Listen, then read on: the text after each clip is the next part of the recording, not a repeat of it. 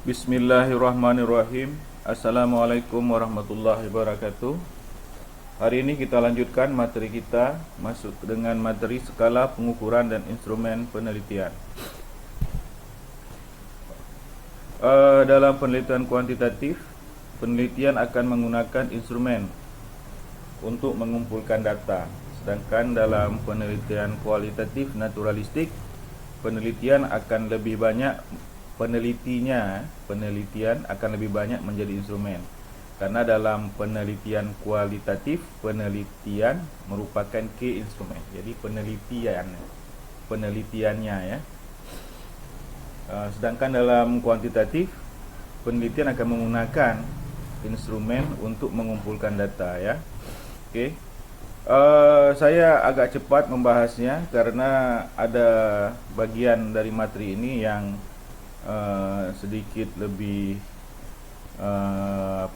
lebih panjang saya jelaskan karena menurut saya penting ya untuk kalian. Oke ya, instrumen penelitian digunakan untuk nilai variabel yang diteliti. Dengan demikian, jumlah instrumen yang akan digunakan untuk penelitian akan tergantung pada jumlah variabel yang diteliti. Jadi jumlah instrumen yang akan digunakan untuk penelitian akan tergantung pada jumlah variabel yang diteliti ya.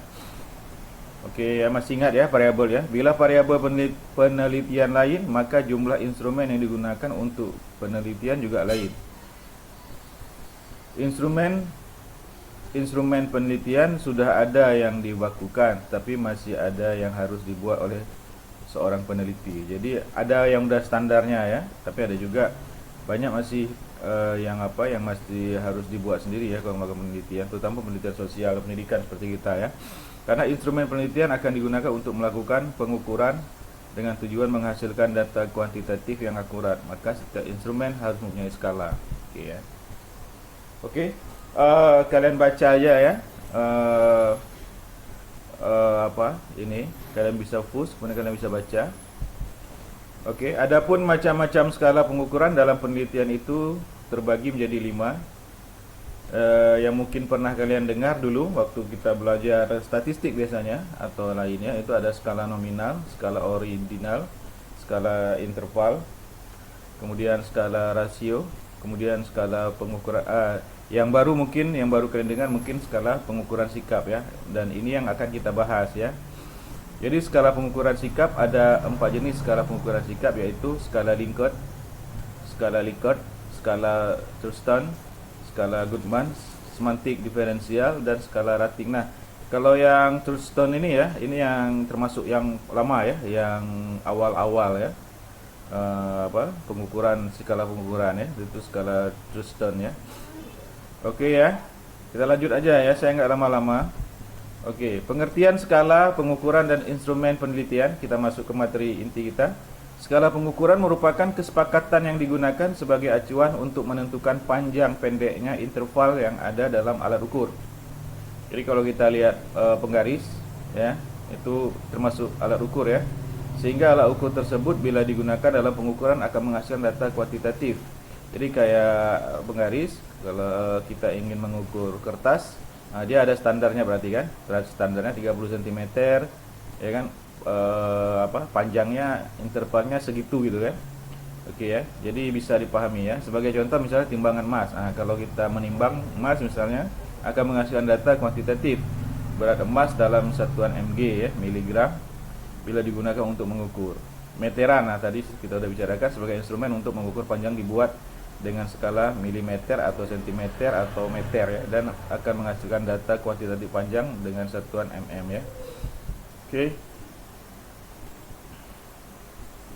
Oke, bisa ya, kalian baca aja, kalian push saja, kalian baca ya. Oke.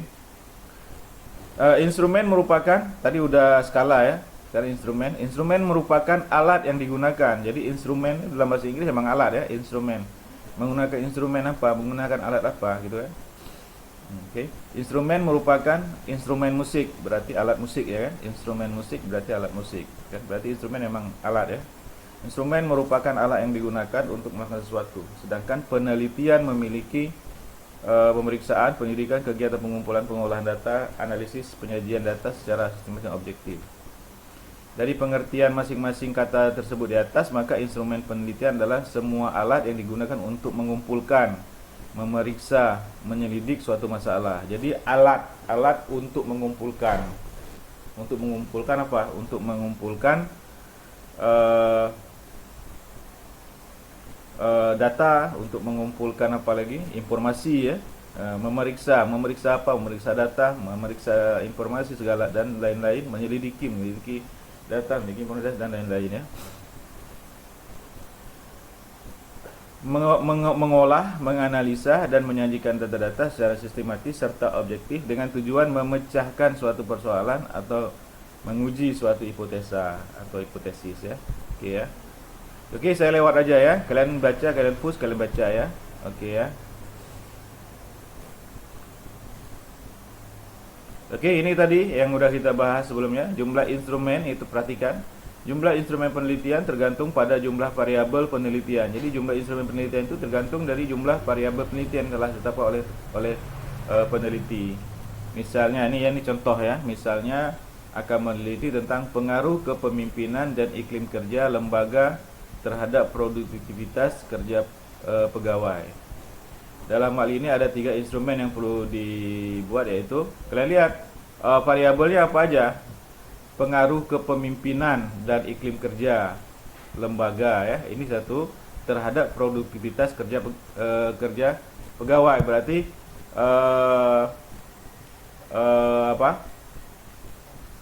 yang independen, yang bebas yang mana? Pengaruh kepemimpinan dan iklim kerja ya. Itu yang independen. Sedangkan terhadap produktivitas kerja pegawai berarti yang dependen, yang terikat ya.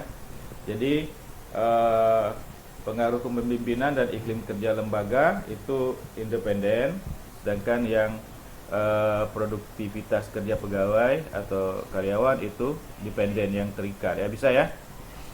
Oke, dalam hal ini ada 3 instrumen yang perlu dibuat. Instrumen untuk mengukur kepemimpinan, instrumen untuk mengukur iklim kerja, instrumen untuk mengukur produktivitas kerja pegawai. Oke ya. Oke, kita masuk ya. Tapi ini sebenarnya udah kalian pelajari, tapi nggak apalah, saya coba singgung sedikit. Macam-macam skala pengukuran dalam penelitian. Skala pengukuran merupakan kesepakatan yang digunakan sebagai acuan untuk menentukan panjang pendeknya interval yang ada dalam alat ukur, sehingga alat ukur tersebut bila digunakan dalam pengukuran akan menghasilkan data kuantitatif. Oke. Macam-macam skala pengukuran tersebut antara lain skala nominal ya. Skala nominal. Skala nominal ialah skala statistik yang memuat angka yang tidak mempunyai arti apa-apa ya. Jadi nggak punya arti apa-apa. Angka yang terdapat pada skala ini hanya merupakan tanda atau simbol dari objek yang akan dianalisis. Ya, misalnya data yang berkaitan dengan jenis kelamin. Misal laki-laki kita kasih angka 1, kalau perempuan kita kasih angka 2. Jadi dia sebenarnya tidak ada tidak mempunyai arti apa-apa dia. Dia cuma untuk menandai aja bahwa angka 1 itu kalau orang lihat datanya, oh ini angka 1 gitu kan. Oh berarti dia perempuan. Oh laki gitu. Oh ini ada datanya 2, berarti dia berjenis kelamin perempuan. Ya, bisa ya. Jadi tidak mempunyai arti apa-apa ya. Oke ya, saya cepat aja ya. Oke ya. Kemudian secara ordinal ya. Skala ordinal adalah yang mempunyai daya berjenjang, tetapi skala yang mempunyai daya berjenjang tetapi perbedaan antara angka yang satu dan angka yang lainnya tidak konstan dan tidak mempunyai interval yang tetap. Misalnya hasil tes matematika dalam suatu kelompok belajar misalnya adalah sebagai berikut ya. Andi ranking 1, Budi ranking 2, Cica ranking 3, dan Adam ranking 4 dan seterusnya ya. Angka 1 di atas mempunyai nilai lebih tinggi daripada angka kedua atau dengan angka keempat ya. Jadi nilai, ada perbedaan nilai ya. Oh si Andi ranking 1 berarti dia nilainya lebih tinggi daripada si Adam yang ranking 4. Bisa ya? Bisa dipahami ya? Oke ya. Jadi dia ada nilainya ya. Beda tadi sama data nominal. Data nominal tidak ada nilainya. Tidak punya arti apa-apa. Dia hanya menunjukkan bahwa kalau satu itu laki-laki dan kalau angka 2 itu berarti perempuan. Berarti dia setara ya kan? Setara, nilainya sama ya. Cuman untuk menandakan aja mana laki-laki dan mana perempuan. Sedangkan kalau data ordinal dia mempunyai nilai ya. Misalnya Andi ranking 1, berarti nilai Andi lebih tinggi daripada nilai Adam yang ranking 4 misalnya ya. Oke ya, lewat ya. Oke, kemudian data interval. Oke. Skala interval ya. Skala interval adalah skala yang jarak antara satu dan lainnya sama dan telah ditetapkan sebelumnya. Skala interval ini banyak digunakan dalam penelitian pendidikan seperti tes pencapaian, tes bakat, tes kecerdasan, yang kesemuanya itu diukur dengan interval data yang sama dan telah ditetapkan sebelumnya. Ciri lainnya adalah skala interval tidak mempunyai titik nol. Jadi dia tidak punya titik nol kalau skala interval ini ya. Jadi skala ciri lainnya adalah skala interval tidak mempunyai titik nol dan titik maksimum yang sebenarnya. Jadi nilai nol dan titik maksimum tidak mutlak. Jika suatu tes, misalnya tes IQ ya, menghasilkan nilai yang berkisar antara 0 sampai 200. Nilai 0 bukan menunjukkan seseorang mempunyai kecerdasan minimal, bukan. Jadi nilai 0 hanya menunjukkan tempat paling rendah dari prestasi pada tes tersebut, dan nilai 200 menunjukkan tingkat tertinggi. Jadi bukan menunjukkan seorang mempunyai kecerdasan yang minimal. Oh dia bodoh gitu, bukan ya. Jadi bukan itu maksudnya ya. Hanya ini menunjukkan tempat paling rendah dari prestasi pada tes tersebut ya. Bisa ya. Atau menunjukkan tingkat tertingginya, bisa ya. Bisa dipahami ya. Jadi dia ada nilai 0 ya kan? Ada nilai 0,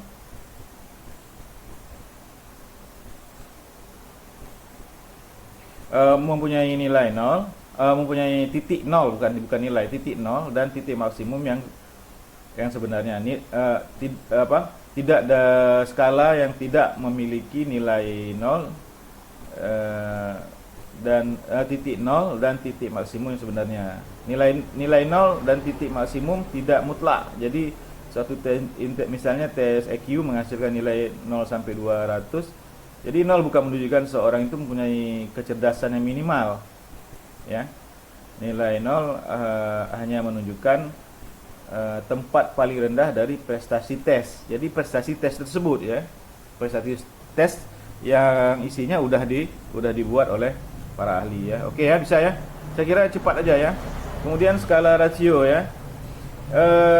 Skala rasio adalah jenis skala yang mempunyai tingkatan tertinggi ya. Skala ini selain mempunyai interval yang sama juga mempunyai nilai-nilai mutlak. Misal hasil pengukuran panjang, tinggi, berat itu rasio. Jadi kalau kalian ukur tinggi badan kalian itu rasio, kalian ukur berat badan kalian itu rasio ya. Bisa ya?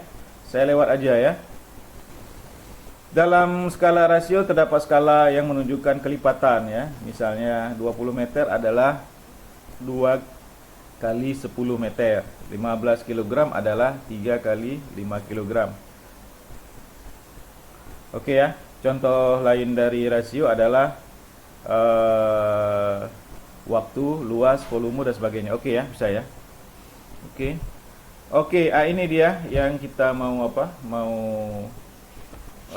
pelajari di ini, tapi udah memakan waktu 15 menit juga ya. Oke ya. Oke, skala Likert ya. Kalian perhatikan skala Likert. Skala Likert ya.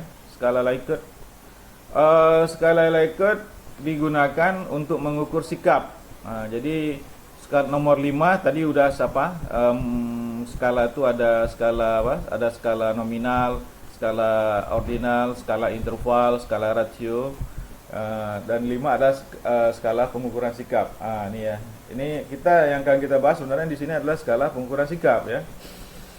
Oke, skala pengukuran sikap yang pertama adalah skala Likert. Oke, yang kita bahas skala Likert sebenarnya Stutzman yang paling duluan harusnya ya. Tapi oke, kita coba bahas apa skala Likertnya aja.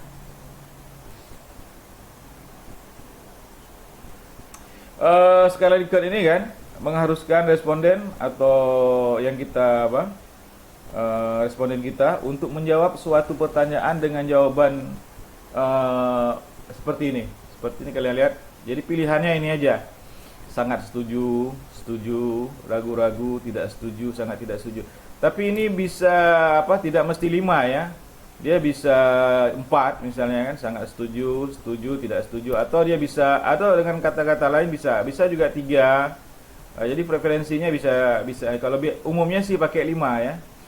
Umumnya pakai 5, tapi ada juga nanti yang pakai 3. Ada yang pakai lebih mungkin ya, mungkin pakai 6 atau pakai 7 ya. Preferensinya bisa bentuknya seperti ini, sangat setuju, setuju, ragu-ragu, tidak setuju. Bisa juga setuju, sering, kadang-kadang, hampir tidak pernah, bukan setuju nih ya. Apa sih? Sering sekali ya nih, sering sekali nih ya. Ini saya rasa salah ya. Ini sering sekali, sering, kadang-kadang, hampir tidak pernah ya. Atau bisa juga sangat positif, positif, netral, negatif, sangat negatif. Nah, bisa ya. Jadi macam-macam. Selain ini juga bisa ya, selain ini ya. Preferensinya bisa selain ini. Jadi itu dia. Ciri-ciri kalau kita lihat apa? Kalau kita lihat skala Likert itu skala Likert itu mengharuskan responden untuk menjawab. Jadi nanti ada menjawab suatu pertanyaan dengan jawabannya ya ini pilihannya. Bisa ini kayak gini, bisa juga nanti model lain ya. Pokoknya intinya dia seperti ini.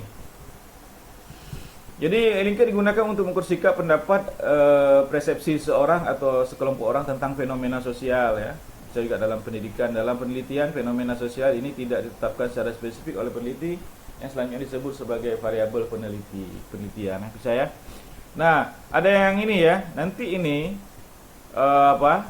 kita kasih nilai dia, kita kasih poin. Misalnya karena kita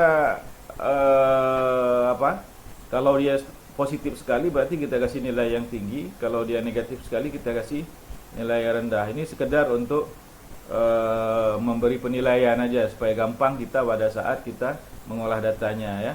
Misalnya kalau sangat setuju atau setuju sangat positif, misalnya kita kasih nilai 5 ya. Kemudian di bawahnya kita kasih nilai 4, 3, 2. Kemudian sangat tidak setuju atau tidak pernah atau sangat negatif kita kasih nilai 1. Bisa ya. Oke, yang ini kita agak belajar ini sedikit Likert ini ya, supaya sebagai perwakilan daripada skala pengukuran sikap ini kita belajar agak detail sedikit. Oke ya. Ini kalian baca aja ya. Ini udah saya jelaskan ya. Jadi dia ada preferensinya. Jadi kita disuruh responden harus memilih ya dari pilihan jawaban seperti ini ya. Oke ya. Oke. Kita langsung aja ya. Dia bisa dalam bentuk checklist, bisa juga dalam bentuk pilihan ganda atau multiple choice ya. Kita lihat dalam bentuk checklist ya. Jadi Likert ini biasanya dia dalam bentuk checklist atau dalam bentuk pilihan ganda ya. Oke ya. Kita coba checklistnya dulu. Ini dia. Misalnya ada pertanyaan 1, 2 sampai 10 atau sampai 30 pertanyaan ya, misalnya nih ya. Tapi kita tulis ini pertanyaan nomor 1-nya ada. Pertanyaan nomor 1-nya aja, yaitu sekolah ini akan menggunakan teknologi informasi dalam pelayanan administrasi dan akademik. Kalian perhatikan. Pilihannya cuman ini, sangat setuju. Sangat setuju. Apa ini? Pilihan tadi, coba kita cek lagi. Sangat setuju ya. Kemudian setuju ya. Sangat setuju, setuju, ragu-ragu ya, tidak setuju, sangat tidak setuju. Pilihannya ada 1, 2, 3, 4, ada 5 ya. Kemudian salah seorang dari responden kita untuk pertanyaan pertama dia memilih setuju ya. Nah, dia memilih setuju. Perhatikan. Kalian perhatikan ini dia memilih setuju. Oke, bisa ya? Ini dia milih setuju ya. Nah, demikian seterusnya. Ini satu checklist ini untuk satu responden. Dia akan menjawab 30 soal misalnya kan. Kita sediakan 30 pertanyaan. Kebetulan yang saya tulis satu pertanyaan aja. Oke. Dan dia telah menjawab. Nah, kita analisis. Okey, kita analisis jawaban nomor 1 dari setiap. Jadi misalnya ada 100 orang responden yang kita kasih pertanyaan ini ya. Pertanyaan ini 1 2 3 sampai 30 pertanyaan ini kita kasih ke kita fotokopi, kita print 30 lembar dan kita kasih ke 100 orang ya kan, karena kita ingin meneliti 100 orang tersebut. Okey. Nah, untuk jawaban pertama saja, misalnya ya, untuk pertanyaan dari 100 orang yang kita minta, yang kita tanya ya, yang kemudian mereka checklist ya kan. Itu 25 orang itu menjawab sangat setuju. Okey. Kemudian 40 orang setuju. Okey ya. Kemudian 5 orang ragu-ragu, 20 orang tidak setuju, sedangkan 10 orang sangat tidak setuju. Okey. Okey. Nah, kan tadi sudah saya jelaskan masing-masing ini kita kasih poin ya kan, supaya gampang kita menganalisis datanya ya, mengolah datanya. Jadi yang sangat setuju poinnya adalah 5. Jadi kita kali jumlah orangnya, ada dari 100 orang ada 25 yang sangat setuju. Kita kali 5 sekian, 125 jawabannya. Terus sampai yang paling sangat tidak setuju ada 10 orang.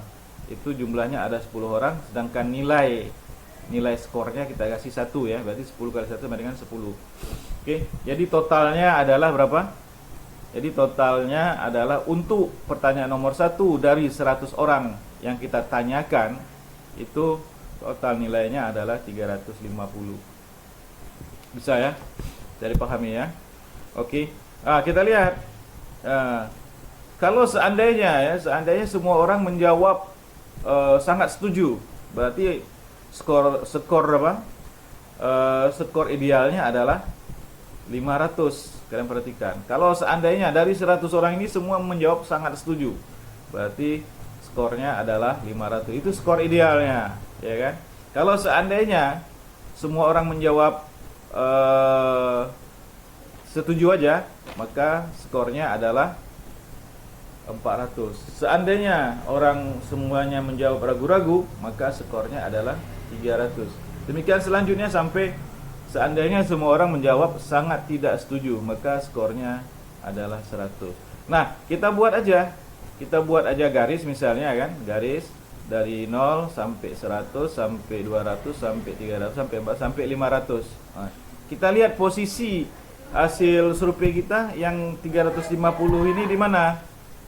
Oke, hasilnya adalah 350, berarti dia berada di antara 300 dan 400 ya. Atau boleh kita katakan dia mendekati setuju. Ya, jadi hasil survei kita kesimpulannya dia mendekati setuju ya. Jadi tingkat persetujuan stakeholder terhadap penggunaan teknologi informasi dalam penyelesaian administrasi dan akademik sekolah adalah 70%. Itu sudah mendekati setuju. Bisa ya? Bisa ya?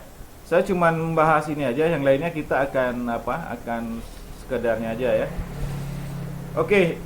Tadi udah dalam bentuk contoh contoh checklist ya. Ini contoh checklist ya. Ini dia checklist kan. Nah, satu lagi yang sering dibuat Likert ini adalah dalam bentuk pilihan ganda. Oke, contohnya di sini. Kurikulum baru itu akan segera diterapkan di lembaga pendidikan Anda. Setuju, sangat tidak setuju, tidak setuju, ragu-ragu, netral, setuju, sangat setuju. Oke, sama ya. Nanti kita tinggal kasih nilai lagi. Nilainya misalnya sangat setuju adalah 5, setuju adalah 4, ragu netral 3, tidak setuju 2, sangat tidak setuju 1. Kita kasih nilai, nanti kita kali lagi nanti kan dari total responden, dari seluruh pertanyaan 30 pertanyaan terhadap 100 orang responden, ya kita kalikan lagi kayak tadi di sini. Ya nanti kita akan dapat hasil yang sama ya. Jadi sekitar 70% mendekati setuju ya. Oke, bisa ya misalnya gitu ya. Oke. Skala Thurstone ya. Skala Thurstone ini adalah skala yang awal-awal dikembangkan ya. Dari Thurstone ini awal-awal dikembangkan, sebenarnya modelnya banyak ada ya. Metode perbandingan pasangan, nih kalian perhatikan, metode interval pemunculan sama dan metode interval urutan sama. Nah, biasanya sering kita ketemu nih pada saat tes psikotes atau psikotes masuk kerja atau kemana di mana ya, itu sering kita lihat mereka melakukan mengukur dengan menggunakan skala Thurston. Misalnya kita mau melamar menjadi guru ya. Kita melamar menjadi guru. Salah satu soalnya dia adalah skala Thurston. Dia memberi 10 pernyataan ya, 10 pernyataan dan kita disuruh memilih 5 dari pernyataan tersebut. Dan pernyataan-pernyataan tersebut udah diberi nilai tapi tidak berurut. Misalnya pernyataan pertama sampai 10 nih ya. Saya ambil pernyataan pertama saja. Saya memilih pekerjaan sebagai guru walaupun tahu bahwa jabatan guru bukan pekerjaan komersil. Perhatikan. Terus ada pertanyaan, itu udah ada nilainya, kita nggak tahu nilainya berapa. Jadi dari 1 sampai 10 pernyataan yang harus kita pilih 5 itu semua udah ada nilai. Ya, misalnya pernyataan 1 nilainya 10, pernyataan 2 nilainya 7, pernyataan 3 nilainya 6 misalnya, pernyataan 4 nilainya 2 dan seterusnya sampai pernyataan 10 dan kita disuruh pilih 5 dari 10 pernyataan yang dibuat ya. Contohnya tadi pernyataan pertama tadi kan. Oke. Nah, kita nggak tahu kalau nilai-nilainya berapa, kita nggak tahu, yang tahu adalah yang membuat soal. Nah, kita suruh memilih 5 dari pernyataan tersebut. Nanti jawaban kita yang 5 itu akan dikasih nilai. Dilihat misalnya tadi karena kita memilih pernyataan 1 termasuk yang kita pilih dari 5 pernyataan, maka pernyataan 1 ternyata dikasih nilai 10. Terus kita pilih pernyataan keempat, ternyata pernyataan keempat itu nilainya cuma 2. Terus kita pilih pernyataan kelima, ternyata pernyataan kelima itu nilainya 8. Nah, terus di total, itulah nilai kita. Itulah skala Thurston ya. Bisa ya? Itu skala yang awal-awal sekali dulu ya digunakan. Oke ya. Kemudian skala Goodman. Skala Goodman ini lebih ke setuju tidak setuju. Ya. Jadi skala Goodman lebih ke setuju tidak setuju, gampang ya. Nggak usah saya jelaskan, kalian baca aja ya. Oke ya. Nanti dia sama juga ya. Nanti dia akan direkap setuju berapa, tidak setuju berapa, kemudian dianalisis. Dia lebih arah ke mana? Lebih arah ke setuju atau lebih arah ke tidak setuju. Jadi saya hanya beri contoh yang pertama tadi, Likert aja cara pengolahannya. Selanjutnya hampir sama ya. Jadi kalian kayak tadi Thurston tadi kan hampir sama. Dia dikasih nilai dari pernyataan 1 sekian sampai ke 2, 3 sampai 10 sekian. Nah, kita suruh pilih 5, maka di setiap pernyataan itu udah ada nilainya. Maka mereka tinggal tambahin aja nilai-nilainya itu. Ya kan? Segitulah nilai kita gitu kan. Oke ya. Saya nggak lama-lama ya. Kemudian semantik diferensial. Semantik diferensial ini responden biasanya diminta untuk menjawab atau memberikan penilaian terhadap suatu konsep atau objek tertentu, misalnya kepemimpinan, prosedur kerja, aktivitas, dan sebagainya. Skala ini menunjukkan suatu keadaan yang saling bertentangan, misalnya aktif, pasif, tertutup, terbuka, baik, buruk, dan sebagainya lah ya, seperti itu. Ya, kita lihat aja ya, contohnya ya. Misal kita diminta mengamati hubungan antara sesama siswa dalam suatu kelas. Jadi kita diminta untuk mengamati hubungan antara sesama siswa dalam satu kelas. Jawabannya ditulis dengan format sebagai berikut misalnya ya. Oke, ini perhatikan, ini dia ya. Intim sampai renggang. Nah, kita pilih. Kalau dia sangat akrab, sangat intim, berarti dia 3 poinnya. Kita pilih 3. Oke. Oh, menurut kita nggak akrab banget, berarti dia 2 ya kan? Atau ya nggak akrab sih, biasa-biasa aja, mungkin 1. Atau apa gitu kan? Oh, atau nggak ada, biasa-biasa ini aja, netral aja. Oke, 0 gitu kan? Atau ternyata saling tidak tahu menahu, berarti mungkin -3. Bisa seperti ini ya bentuknya ya. Nah, jadi misalnya menurut kita bagaimana hubungan antara sama siswa dalam satu kelas yang kita amati gitu kan. Nah, mereka kasih pilihan. Oke, ini dia ya. Ini yang dimaksud dengan skala diferensial semantik ya. Jadi kalau aktif, pasif ya. Kalau ujung ini intim maka renggang. Kalau dia ujung ini aktif maka ini pasif. Kalau ujung ini tertutup maka terbuka. Kalau ini baik berarti ini buruk dan seterusnya begitu ya. Oke, bisa juga dibuat dalam bentuk seperti ini ya. Misalnya ini dia contoh soal lainnya ya. Mohon diberi nilai gaya kepemimpinan kepala sekolah misalnya. Ya kan? Kepala sekolah itu bersahabat. Kalau enggak lah, kurang netral aja, kita kasih nilai 3 misalnya. Atau kalau janji menepati janji enggak dia? Alah, mana ada janji-janji doang dia, seringnya lupa, berarti 1 ya kan? Dia seperti saudara enggak sama kita, seperti apa? Keluarga enggak sama kita, mana ada orangnya sombong individual, berarti 2 misalnya. Oke, bisa ya, saya kira bisa ya. Oke, kita lanjut ya, skala ranting.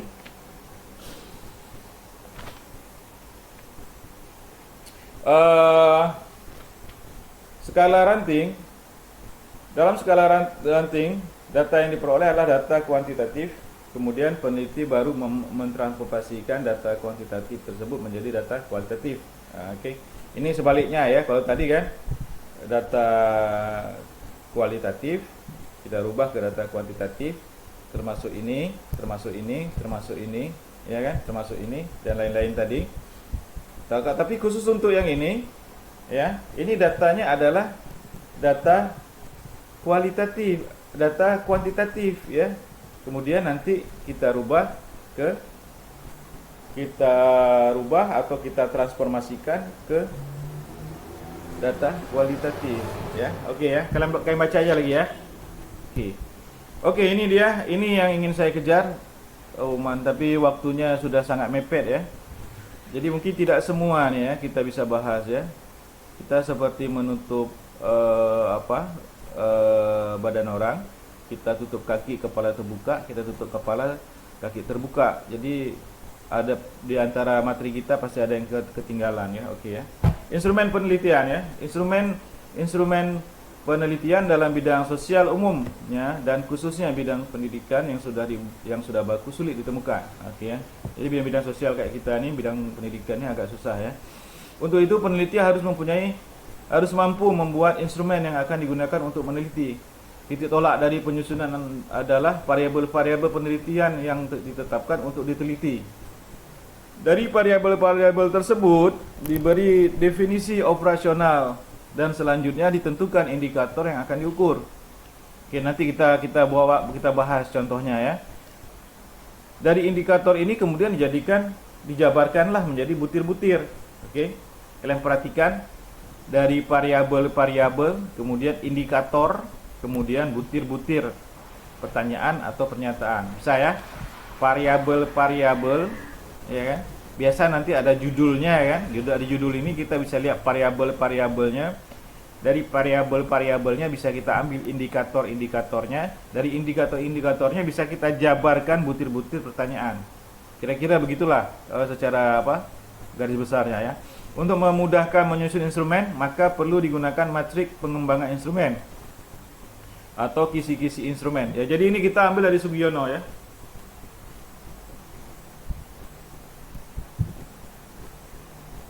Misalnya variabel penelitian, misalnya salah satu variabel dari sebuah judul, salah satu variabelnya adalah ada sebuah judul penelitian.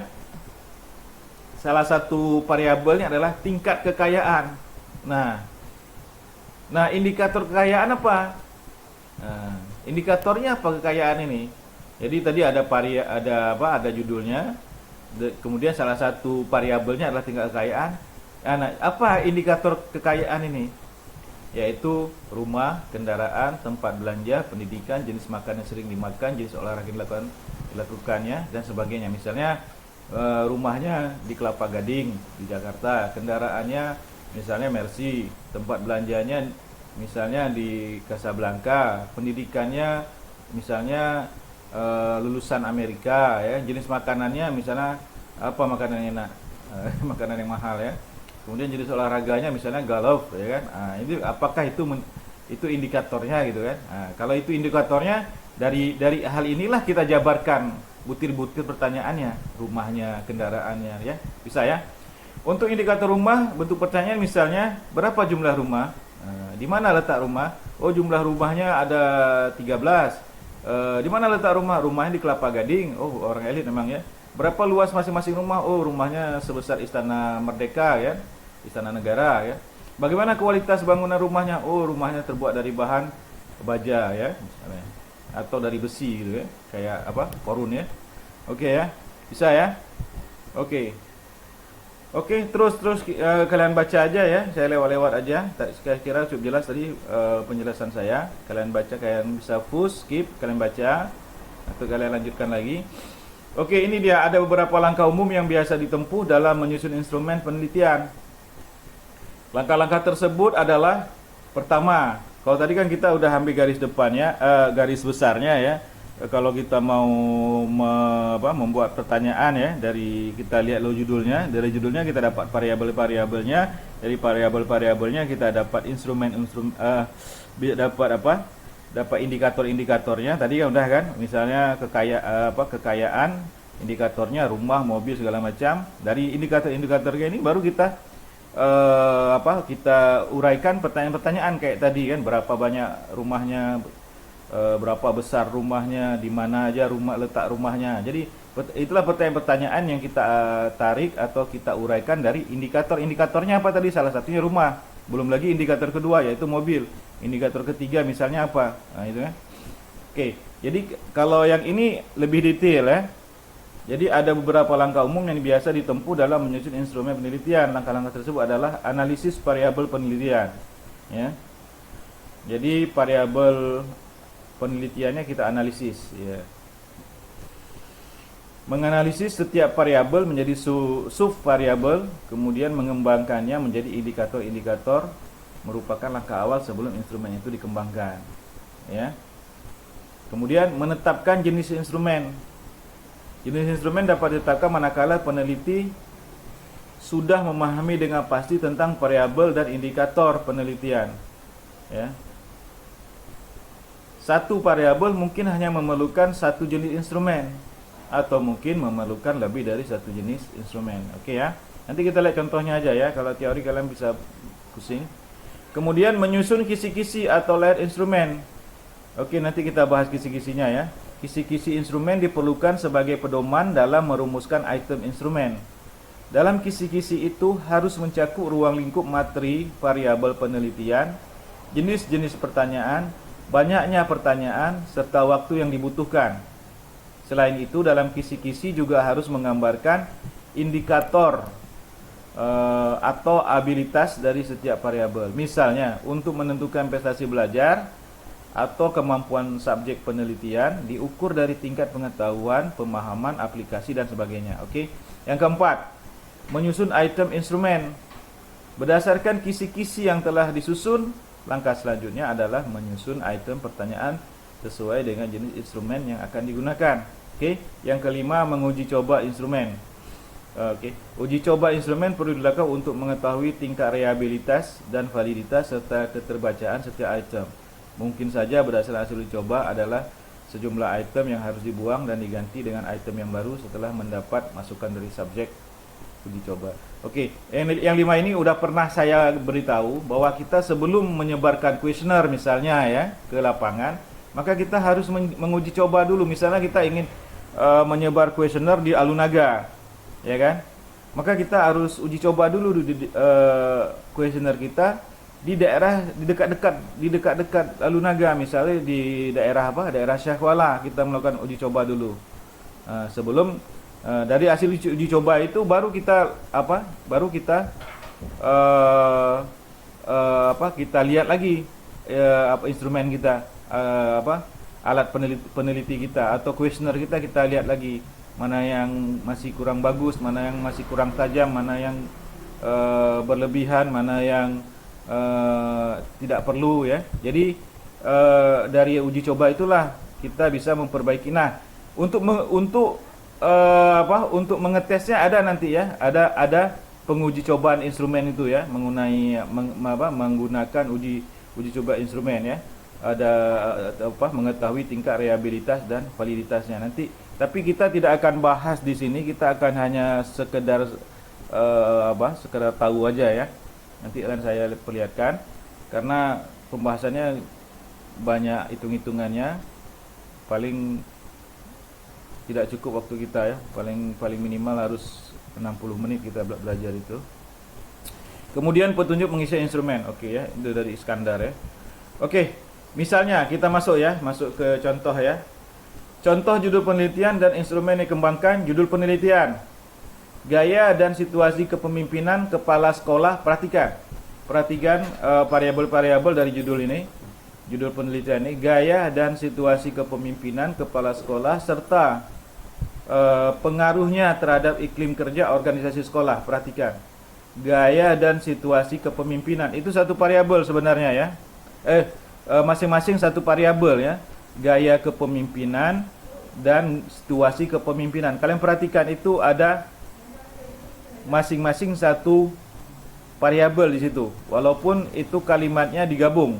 Gaya kepemimpinan dan situasi kepemimpinan itu digabung dia ya. Jadinya apa?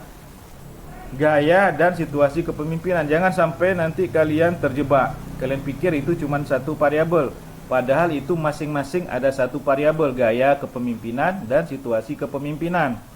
Oke, saya baca lagi judul penelitiannya: gaya dan situasi kepemimpinan kepala sekolah serta pengaruhnya terhadap iklim kerja organisasi sekolah.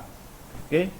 Jadi gaya kepemimpinan, situasi kepemimpinan, kalian perhatikan itu adalah variabel bebas ya, variabel independen. Sedangkan variabel terikatnya apa? Variabel independennya iklim kerja organisasi sekolah, itu yang variabel terikatnya. Bisa ya? Oke, bisa ya saya kira ya. Oke. Jadi judul tersebut terdiri atas dua variabel independen dan satu dependen ya. Instrumennya yaitu instrumen untuk mengukur variabel. Ya, ini dia instrumennya.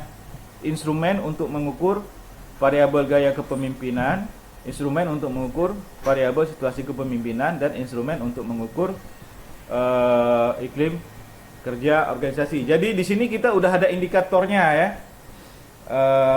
Udah ada variabelnya ya yang mau kita olah menjadi indikator ya. Oke ya. Nanti kita akan olah dia menjadi indikator ya. Tapi kita udah ada variabelnya ya. Variabel penelitiannya udah ada 3, 1, 2, 3. Bisa kita buat tabel ya. 1 gaya kepemimpinan, 2 tabel 2 situasi kepemimpinan, tabel 3 iklim kerja organisasi. Kemudian nanti kita urai dia kan dalam bentuk indikatornya apa? Gaya kepemimpinan indikatornya apa? Ya kan? Situasi kepemimpinan indikatornya apa aja? Ya kan? Iklim kerja organisasi indikatornya apa aja? Tadi kan udah kita bahas. Indikator dari tingkat variabelnya adalah tingkat kekayaan. Variabel dari suatu judul itu salah satu variabelnya adalah tingkat kekayaan. Jadi ada sebuah judul, salah satu variabelnya tingkat kekayaan. Nah, dari tingkat kekayaan ini kita bisa lihat indikator. Indikator kekayaan apa? Indikator tingkat kekayaan apa? Rumah, ya kan? Kendaraan, tempat belanja, pendidikan, jenis makanan yang sering dimakan. Oke, dari rumah misalnya. Rumah inilah dari indikator rumah inilah bisa kita urai pertanyaan-pertanyaan ya kan? Oke ya. Misalnya pertanyaannya, berapa jumlah rumah? Di mana letak rumahnya? Berapa luas masing-masing rumah? Bagaimana kualitas bangunan rumahnya? Bagaimana bentuk rumah dan segala macam. Jadi dari rumah aja udah banyak pertanyaan. Bisa ya? Bisa. Oke ya, kita balik lagi ya. Oke, berarti kita udah punya 3 tabel nih kan, gaya kepemimpinan, 3 tabel variabel ya. 3 gaya kepemimpinan, tinggal kita cari indikatornya. Gaya kepemimpinan itu indikatornya apa gitu kan. Jadi di tabel pertama ada gaya kepemimpinan, kemudian di sebelahnya kita cari indikatornya apa gaya kepemimpinan. Kalau tadi tingkat kekayaan, indikatornya adalah rumah, mobil. Kalau gaya kepemimpinan indikatornya apa? Ya kan? Oke, bisa ya. Oke, instrumen kemudian situasi kepemimpinan di tabel berikutnya ada situasi kepemimpinan. Indikatornya apa aja gitu kan? Kemudian iklim kerja organisasi, indikatornya apa aja? Bisa ya? Oke, kisi-kisi instrumen diperlukan untuk mengukur gaya kepemimpinan, situasi kepemimpinan, dan iklim kerja organisasi. Nah, oke, ini dia ya. Jadi seperti saya bilang tadi, ada tabel gaya kepemimpinan, indikatornya apa? Nah, dari mana kita tahu indikatornya? Biasanya kalau gaya kepemimpinan itu di ilmu manajemen udah banyak. Jadi ini emang tergantung wawasan kita ya. Tergantung wawasan kita. Tergantung berapa banyak kita baca buku, sehingga kita kalau semakin banyak kita baca buku, berarti pada saat kita menguraikan variabel penelitian, misalnya gaya kepemimpinan, maka kita lebih gampang. Misalnya saya pernah baca buku gaya kepemimpinan itu ada kepemimpinan reaktif, direktif, ada kepemimpinan suportif, ada kepemimpinan partisipasif, ada kepemimpinan goal oriented, ada kepemimpinan A, ada kepemimpinan B, terus gitu kan. Nah, itulah yang kita jadikan indikator. Oke, dari gaya kepemimpinan. Jadi emang ini sangat tergantung dengan wawasan kalian. Oke, kalian ingat ini akan keluar di ujian final. Kemudian situasi kepemimpinan. Ya, situasi kepemimpinan. Kira-kira apa indikatornya? Ya. Kalau tingkat kekayaan, indikatornya rumah. Salah satunya rumah, mobil. Kita ambil rumah. Rumah gampang. Berapa biji rumahnya? Di mana letak rumahnya? Ya kan, berapa biji? Kalau banyak rumah berarti ada tingkat kekayaannya tinggi gitu kan. Kalau rumah tempat rumahnya ada di Kelapa Gading, berarti orang kaya kan. Kemudian rumahnya modelnya model klasik, ya kan, berarti ini emang betul-betul kaya, ya kan. Nah, jadi bisa ada di situ kan. Tapi kalau ini bagaimana situasi kepemimpinan, maka kalian harus punya wawasan ya. Kalau enggak susah juga. Hubungan apa itu indikatornya?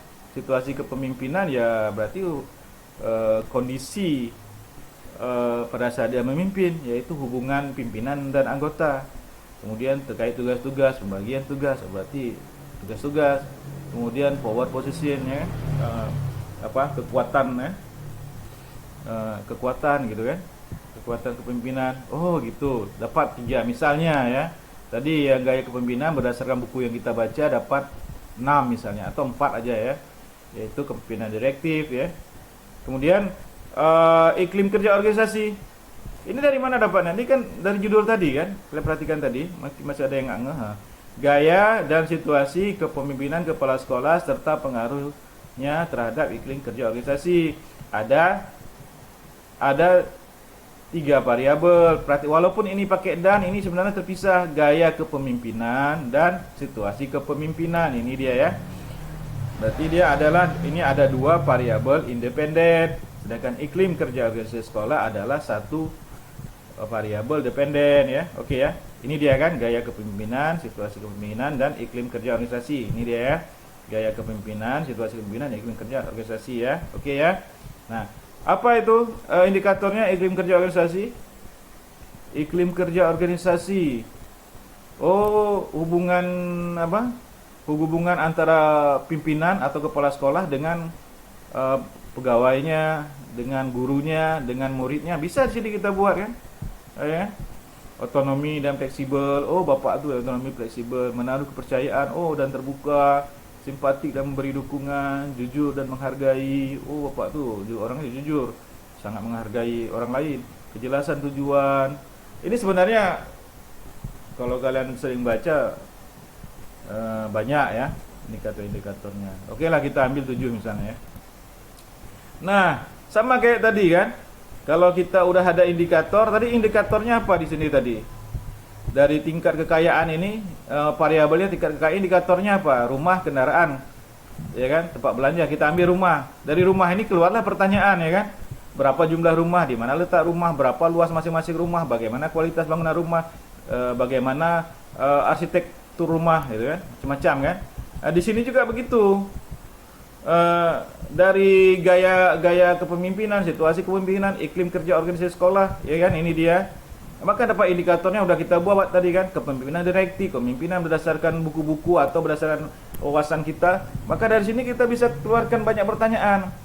Oke? Banyak pertanyaan. Dari satu aja pertanyaannya kita bisa, dari kepemimpinan direktif aja kita bisa mengeluarkan 1, 2, 3, 4, 5, 6. Kita bisa keluarkan 6 pertanyaan yang kita sebar di kuesioner ini. Di nomor 1, nomor 4, nomor 7, nomor 10, nomor 13, nomor 16. Kemudian untuk kepemimpinan sportif aja kita bisa berapa? 1, 2, 3, 4, 5, 6. Kita bisa menjabarkan, menguraikan sampai 6 pertanyaan yang kita sebarkan di kuesioner ini di bagian gaya kepemimpinan. Oke, dan seterusnya sampai totalnya ada 24 pertanyaan untuk gaya kepemimpinan aja ada 24 pertanyaan. Kemudian situasi kepemimpinan gitu juga, hubungan pemimpin dengan anggotanya ternyata ada 6 pertanyaan. Ya kan, tugas-tugas sekian pertanyaan, power position sekian pertanyaan, sehingga ada 18 pertanyaan. Demikian juga dengan iklim kerja organisasi, otonomi dan fleksibel ada 2 pertanyaan, nomor 1 dan nomor 2. Kemudian pekerjaan dan risiko ada 2 juga, 11 dan 12. Dengan pertumbuhan kepribadian ada 13, 14. Oke, semua pertanyaan ini terserah kita ya, kita yang atur ya, kita yang perkirakan ya. Tapi ya memang nanti kita juga akan mengukur lagi dia kita akan tes dulu kan, dia sebenarnya reliable, validitasnya bagaimana ya kan, validitas dan reliabilitas instrumennya bagaimana, nanti ya. Yang penting kita harus bisa dulu buat ini ya, oke ya. Instrumen yang diperlukan untuk mengungkap variabel gaya kepemimpinan kepala sekolah tertentu.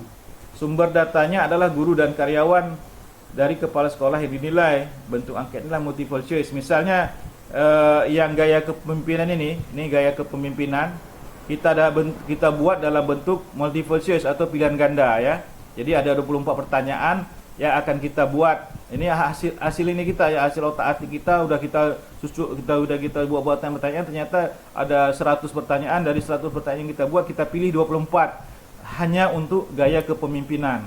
Oke ya. Jadi begitu dia, kita buat pertanyaan banyak-banyak yang kira-kira cocok. Kemudian dari 70 pertanyaan itu kita pilih, mungkin kita ambil 20 aja atau 24 aja kayak gini ya kan. Jadi sisanya kita buat kira-kira sudah terwakili semua terhadap indikator daripada variabel gaya kepemimpinan. Nah, untuk tabel yang ini, untuk gaya kepemimpinan gaya kepemimpinan ini kita buat dalam bentuk multiple choice. Nah, oke ya. Jadi untuk instrumen variabel gaya kepemimpinan khusus untuk tabel yang atas ini, itu kita buat dalam bentuk multiple choice. Ada 24 pertanyaan tadi kan. Perhatikan, kita udah buat 70 pertanyaan mungkin di luar sana, kemudian kita pilih 24 ya kan, dari hasil penjabaran dari indikator kepemimpinan direktif sampai ke goal oriented ini ya. Oke ya. Setelah kita pilih, kita susun ya pertanyaannya ya. Setelah kita buat pertanyaan sekian banyak, mungkin 50 soal, kemudian kita pilih sebagiannya 20 atau 24-nya kalau di sini, maka kita susun pertanyaan pilihan gandanya. Oke, nomor 1. Ini saya ambil di buku Pak Sugiono ya. Apakah kepala sekolah menjelaskan tugas-tugas yang harus dikerjakan guru? Ya, gampang kan? Pilihannya tidak pernah, jarang sekali, sering, selalu gitu kan. Nah, ini kita pakai 4 aja ya. A, B, C, D ya. Tidak pernah, jarang sekali, sering, atau selalu. Oke, nomor 2, nomor 3, nomor 4, sekarang ke nomor 5. Jadi ini saya lompat-lompat, kalian mau lihat lengkapnya itu ada di Sugiono ya. Kalian coba lihat di buku Sugiono. Ini saya lompat nomor 1 ke nomor 5. Oke.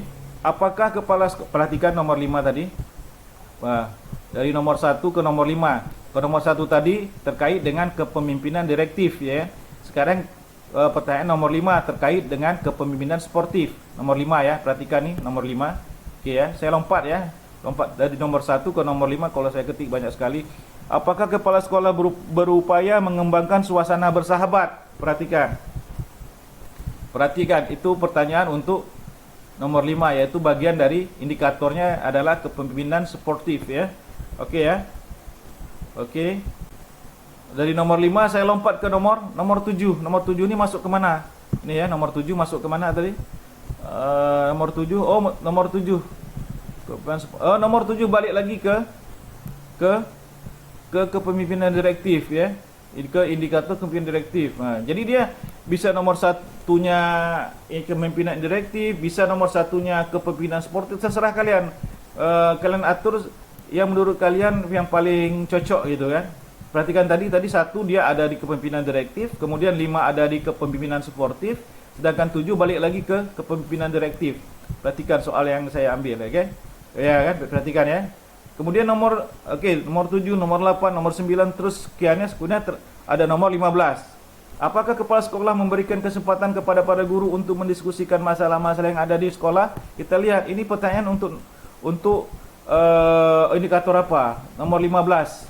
Nomor 15 berarti partisipatif. Perhatikan, ternyata itu merupakan pertanyaan untuk indikator kepemimpinan partisipatif. Perhatikan. Jadi dia bisa nomor 20 di sini, bisa di sini, bebas kalian letakkan ya. Yang penting menurut kalian cocok ya, gitu kan. Oke ya. Kemudian 24 ya, apakah kepala sekolah menggali sumber daya untuk mencapai tujuan sekolah? Ini masuk ke indikator apa? Di gaya kepemimpinan. Di gaya kepemimpinan masuk indikator apa? Nomor 24 masuk ke kepemimpinan God oriented ya. Oke ya. Oke, dan begitu ya selanjutnya ya. Tadi ini saya lompat-lompat ya. Oke, sekarang apa? Untuk instrumen tentang gaya kepemimpinan itu dikembangkan dari teori kepemimpinan situasional. Oleh karena itu gaya kepemimpinan yang baik tergantung pada situasinya. Ini diambil dari buku manajemen ya. Manajemen kepemimpinan ya, atau leadership ya. Pada saat menjelaskan tugas-tugas kelompok, maka ia harus bergaya direktif. Pada saat menunjukkan hal yang dapat menarik minat anggotanya, maka dia harus bergaya partisipatif. Jadi tidak berarti gaya kepemimpinan yang baik partisipatif saja. Oke ya. Jadi ini dia diambil dari buku. Jadi bebas kalian, boleh kalian ambil dari buku, boleh kalian tanya kepada para ahli ya kan, boleh indikatornya itu. Jadi kalian boleh nyari indikator terserah dari mana. Biasanya dari wawasan ya, wawasan kalian ya. Oke ya.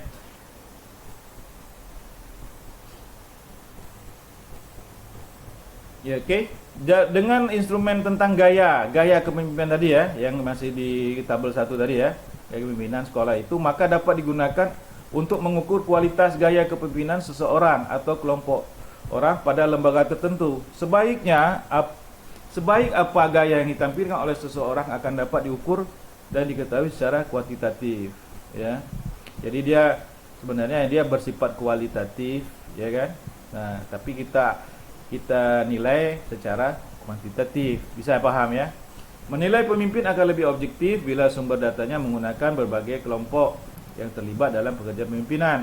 Untuk itu akan lebih objektif bila sumber datanya adalah, berarti kalau kita nilai kepala sekolah ya sumber datanya dari para guru, murid, atasan ya kan, yang bersangkutan juga ya kan. Tapi kalau misalnya kita ingin meneliti karyawan, ya mungkin dari teman sejawatnya, atasannya, bawahannya kan, dan segalanya. Oke ya.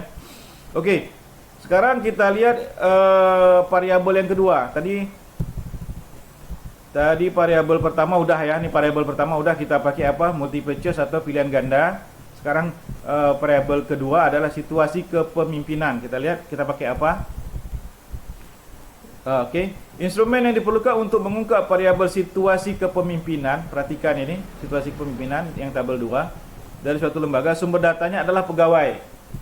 Bentuk instrumennya adalah checklist. Ya, kita coba dalam hal ini boleh kita buat pilihan ganda semua, boleh. Kita buat checklist semua, boleh, terserah kita. Depan ini kita untuk yang kedua, untuk variabel kedua kita menggunakan checklist ya. Bentuk instrumennya adalah checklist. Untuk itu dapat digunakan sebagai pedoman observasi, wawancara maupun sebagai angket.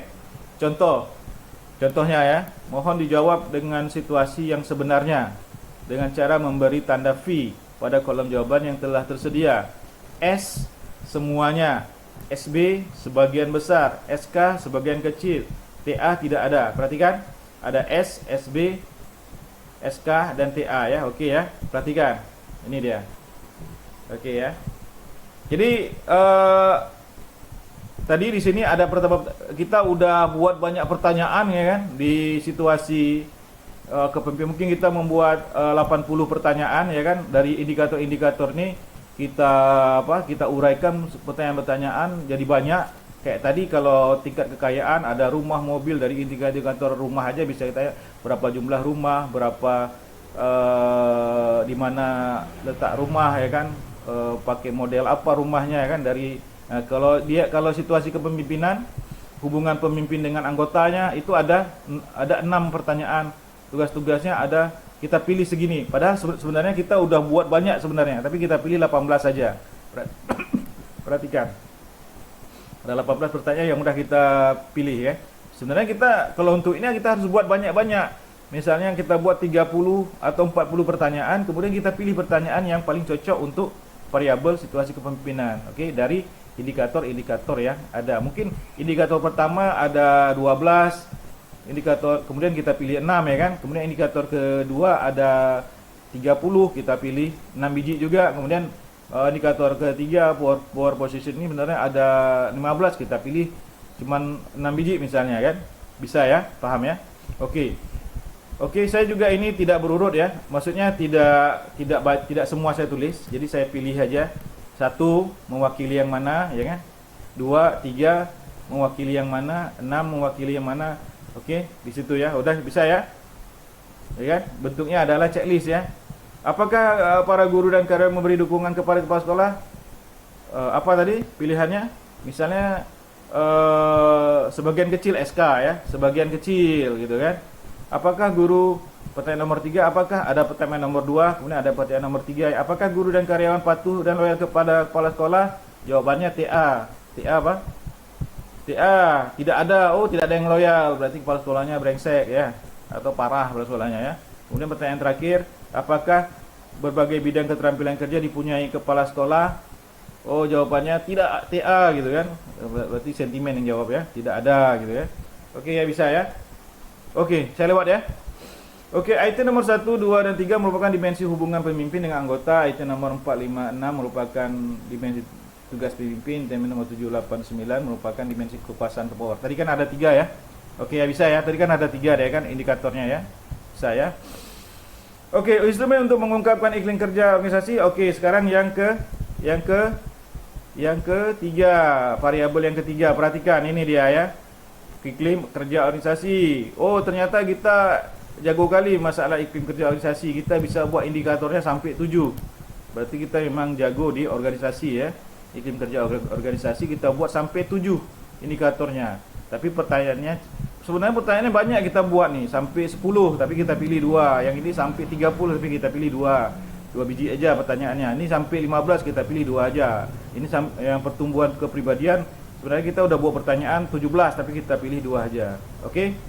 Oke, karena pertimbangan yang kita menurut kita ya kalau supaya seimbang ya antara kita ingin lebih banyak di gaya kepemimpinan, kemudian antara situasi kepemimpinan dan iklimnya mungkin bisa berimbang aja lah, 18 gitu ya, atau lebih sedikit nggak masalah gitu kan. Bisa ya, bisa paham ya. Oke ya, ini dia ya. Jadi apa yang kita gunakan untuk yang ke tabel ketiga? Tabel ketiga kita ingin pakai ranting scale. Kalian lihat lagi nanti di belakangnya, saya nggak akan buka ke belakang lagi. Kalian lihat nanti ranting skala ranting ya. Bagaimana cara membuatnya? Oke, contohnya mau menjawab item-item instrumen iklim kerja organisasi di tempat Bapak Ibu Saudara bekerja. Jawaban yang diberikan dengan memberi tanda lingkaran pada angka yang sesuai dengan pendapat Bapak Ibu Saudara. Arti angka-angka itu adalah 4 berarti sangat setuju, berarti baik sekali ya. 3 berarti setuju, berarti cukup ya. 2 berarti tidak setuju, berarti tidak baik ya. Kemudian 1 berarti tidak setuju, berarti sangat tidak baik ya. Perhatikan. Oke. Nah, jadi responden kita tinggal itu aja, tinggal melingkari aja. Atau kalau kita suruh silang, kalau kita melingkari. Misalnya ini, pertanyaan nomor 1. Terdapat fleksibilitas dalam menggunakan waktu dan sumber-sumber untuk mencapai tujuan sekolah. Oh, 3 lah gitu kan. 3 itu apa? Oh, setuju, setuju. Setuju saya. Setuju aja. Ya, betul. Kepala sekolahnya betul-betul setuju, setuju, setuju. Kemudian pertanyaan nomor 2, para pegawai menyetujui pendapat dan inisiatif Anda. Ah, enggak ah, biasa-biasa aja. Oke, kita pilih nomor 2. Berarti tidak setuju misalnya kan? Oh, tidak. Atasan Anda selalu memperhatikan problem yang Anda hadapi. Oh iya, 4 berarti. Oh iya, sangat setuju. 4 berarti kan? 4 ya, sangat setuju. Oke ya. Oke, terus begitu terus ya.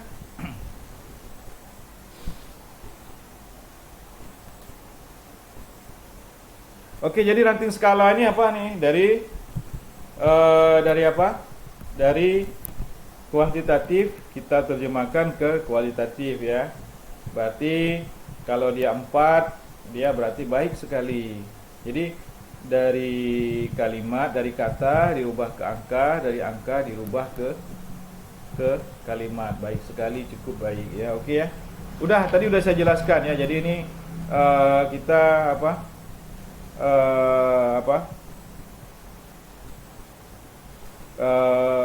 Kalau responden menjawab senang atau setuju ya kan, tidak senang atau tidak setuju dan lain-lainnya, itu merupakan data kualitatif ya kan. Oh, setuju, data kualitatif ya kan.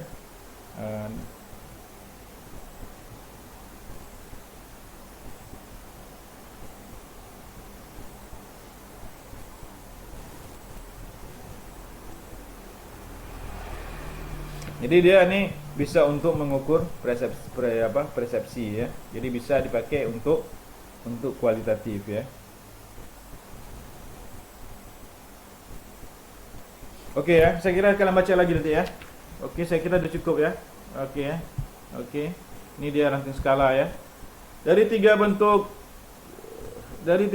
instrumen, bentuk pilihan ganda untuk instrumen daya kepemimpinan, checklist untuk instrumen situasi kepemimpinan, dan ranting skala untuk instrumen iklim organisasi tersebut, maka pembaca dapat membedakan mana yang lebih komunikatif. Itu terserah kalian ya. Tiga instrumen tersebut dapat dibuat dalam bentuk sama. Misalnya semuanya mau kita buat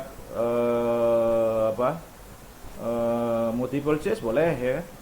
Misal, tapi kalau kita mau bagi-bagi kayak ini, yang pertama itu multiple choice atau pilihan ganda, yang kedua checklist, yang ketiga ranting skala, ya terserah boleh ya.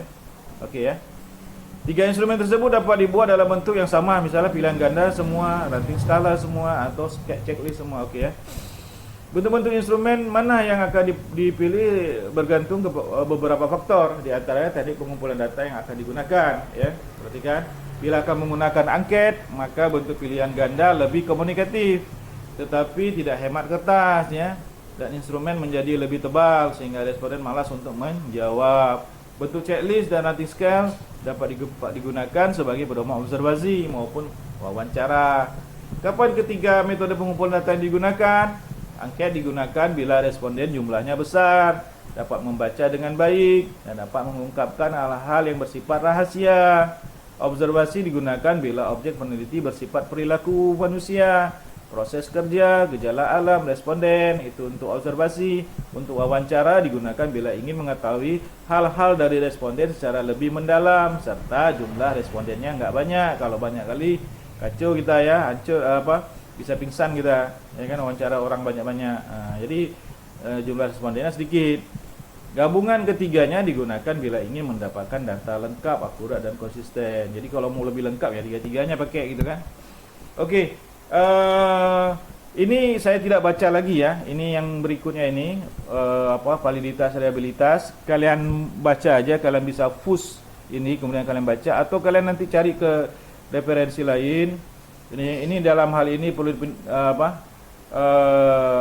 ini mengenai validitas ya dan reliabilitas ini kalian baca-baca aja, karena ini perlu 1 jam 2 jam juga untuk menjelaskannya karena ada hitung-hitungannya juga. Tapi inti yang ingin saya sampaikan tadi di tempat tadi ya, di skala dan terutama di instrumen ya, instrumen penelitian ya, bagaimana cara menyusun instrumen, karena itu keluar di ujian final ya. Kalian betul-betul pelajari cara menyusun instrumen ya. Oke ya. Kalian bisa push ini, kalian baca Saya nggak baca lagi biar cepat ya. Ini kalian bisa push, kalian baca kemudian. Ini juga kalian bisa push. Ini saya baca berurut ya. Kalian baca. Oke. Kemudian ini dia yang saya bilang tadi, pengujian validitas dan reliabilitas instrumen. Kalian bisa lakukan pengujian ya. Pengujian validitas konstruk ya dan lain-lain ya. Oke ya.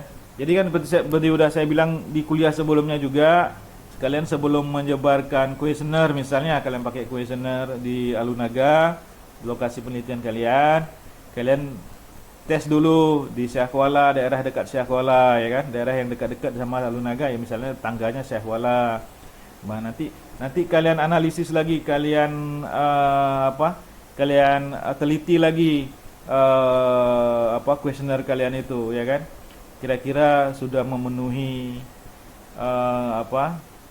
kebutuhan data untuk penelitian kalian atau belum, apa kelebihan, atau pertanyaannya kurang, atau pertanyaannya kurang mendalam, atau jumlah pertanyaannya kurang banyak, atau pertanyaan terlalu banyak ya kan, atau tidak seimbang segala macam. Nanti kalian ini. Jadi makanya dia perlu diuji coba dulu sebelum kalian betul-betul menyebarkan angket kalian. Misalnya kalian pakai angket ya, pakai kuesioner ke Alunaga. Bisa paham ya maksud saya ya.